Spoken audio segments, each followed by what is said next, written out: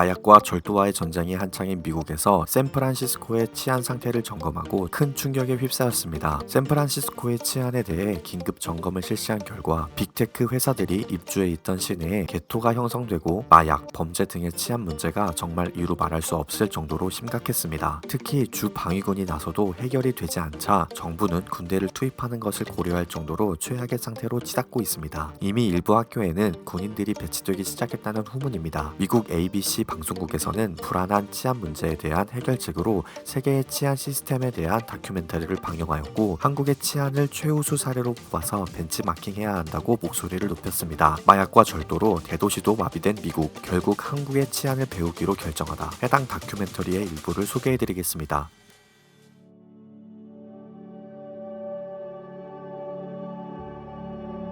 미국을 대표하는 자유와 낭만의 도시, 빅테크 기업이 몰린 혁신의 요람, 미국 서부의 금융, 상업의 중심지, 골드러시의 목적지인 황금의 도시. 이 화려한 수사는 모두 미국 캘리포니아 샌프란시스코를 일컫는 말이었습니다. 하지만 최근 들어 이 도시가 유령 도시처럼 변하고 있는데요. 신종 코로나 바이러스 감염증 팬데믹 이후에도 사람들이 돌아오지 않으면서 거리에 소매점들이 잇따라 폐업했기 때문입니다. 여기에 적은 금액의 절도나 약탈의 관용을 베푸는 정책으로 체감 치안까지 악화되었습니다. 최근 일본 니혼 게이자이 신문에 따르면 미국 샌프란시스코에서는 대유행이 끝난 뒤에도 기술 기업의 재택근무 확산과 정리해고, 치안 악화로 소매점들의 폐업이 잇따르고 있는데요. 고급 백화점 노드스트롬은 올해 8월 샌프란시스코의 랜드마크인 노드스트롬 유니언 스퀘어점을 35년 만에 폐점합니다. 이에 앞서 유기농 전문 마켓 홀푸드마켓의 플래그십 스토어가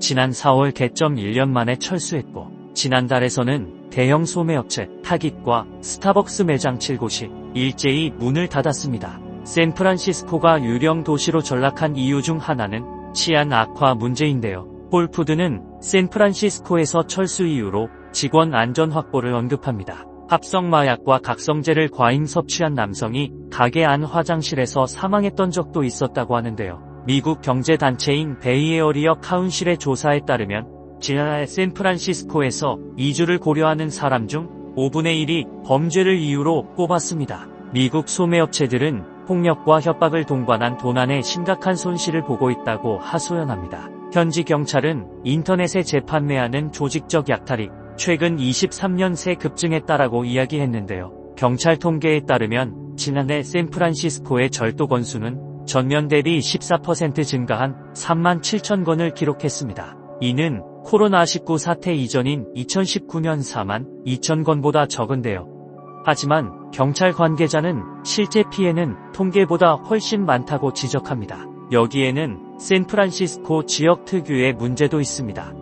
샌프란시스코가 위치한 캘리포니아주는 2014년부터 재소자 수를 줄이기 위해 좀도둑, 마약 소지, 사기 등 비폭력적인 범죄의 형량을 낮춰주는 프로포지션 47을 시행하고 있습니다. 해당 법안은 피해액 $950 이하의 절도를 경범죄로 취급해 범행이 3차례 발각돼 기소돼도 1년 이하의 징역의 집행유예를 선고할 수 있도록 했는데요. 샌프란시스코의 한 대형 약국 점원은 경찰이 제대로 수사하지 않아 신고를 포기하고 있다는 이야기를 합니다. 이 밖에도 2020년 흑인 목숨은 중요하다 시위 확산, 형사사법 개혁 가속화 등으로 야기된 경찰의 인력 부족과 사기 저하가 결과적으로 범죄율을 끌어올렸다는 지적들이 나오고 있는데요. 상황이 이렇게 되자 엄벌주의를 주장하는 목소리도 커지고 있습니다. 1994년부터 2001년까지 뉴욕시장을 지냈던 루돌프 줄리아니는 낙서 등의 단속을 강화해 강력 범죄를 대폭 줄였습니다.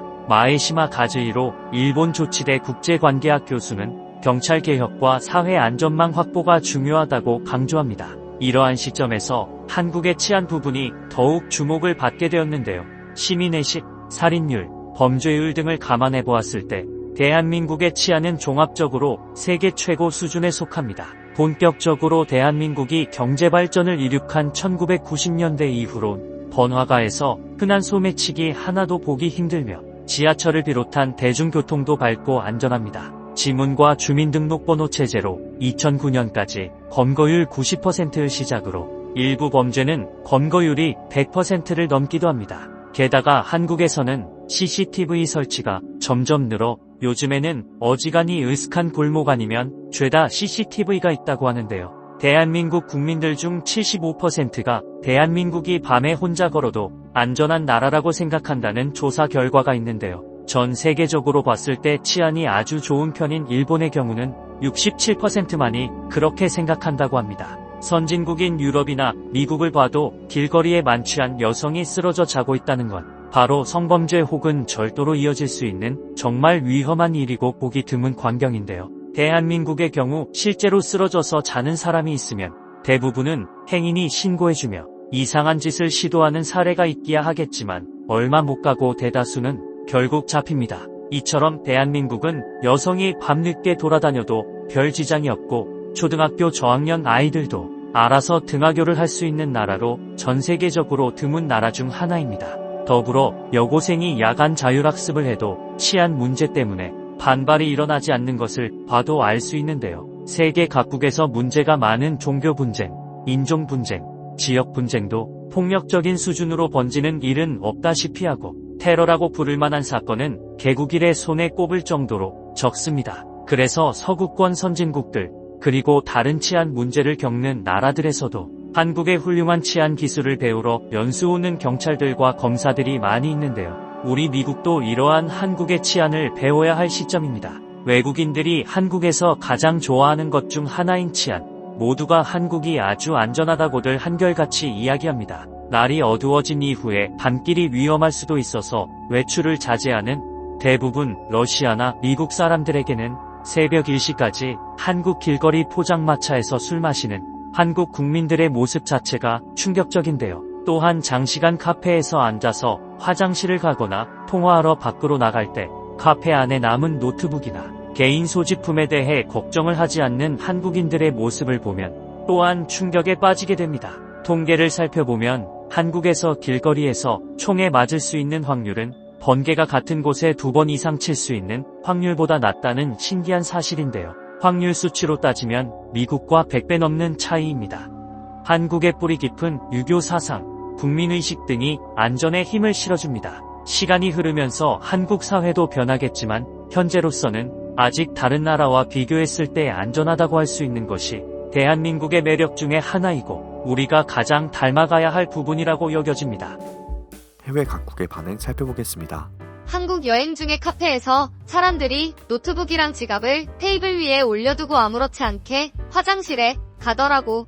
난 그 모습이 가장 충격적이었어. 실제로 친구한테 그 사실을 말하니 아무도 믿질 않더라고. 처음엔 그런 행동을 하는 한국 사람들이 이해가 안 되고 서로를 범죄에 노출시킨다고 생각했거든. 범죄를 저지르고 싶게끔 한다고 말이야. 그런데 그게 아니었지 뭐야. 서로 간의 시민의식을 더 높여주는 일이었어. 한국은 정말 성숙한 나라가 분명해. 인간은 누구나 안전에 대한 욕구가 있지. 모두들 안전하고 싶어해. 그런 면에서 한국은 인간의 기본 욕구인 안전의 욕구를 충족시켜주면서 국민들로 하여금 삶의 만족도를 올려주는 것 같아. 아무리 선진국이라고 손꼽히는 미국이라고 해도 엉망인 치안 문제를 봐. 이 안에 있는 모두는 행복할 수 없어. 매일이 불안하거든. 우리도 한국처럼 치안으로부터 자유로워지고 싶다. 잘 되는 나라는 늘 이유가 있더라. 한국이 주목받는 건 K-팝도 있겠지만 한국이라는 작은 나라가 전 세계적으로 유명한 이유가 있는 거거든. 그 부분 중 하나는 치안이지 않을까 싶어. 전 세계 누구도 한국 여행 중 치안 부분에 감탄을 하지 않는 나라가 없어. 치안으로 죽을 확률보다 번개 맞을 확률이 높다는 건 뭐 말 다 한 거지. 한국 정말 사랑해. 세상을 보는 눈 구독과 좋아요는 채널에 큰 힘이 됩니다. 감사합니다.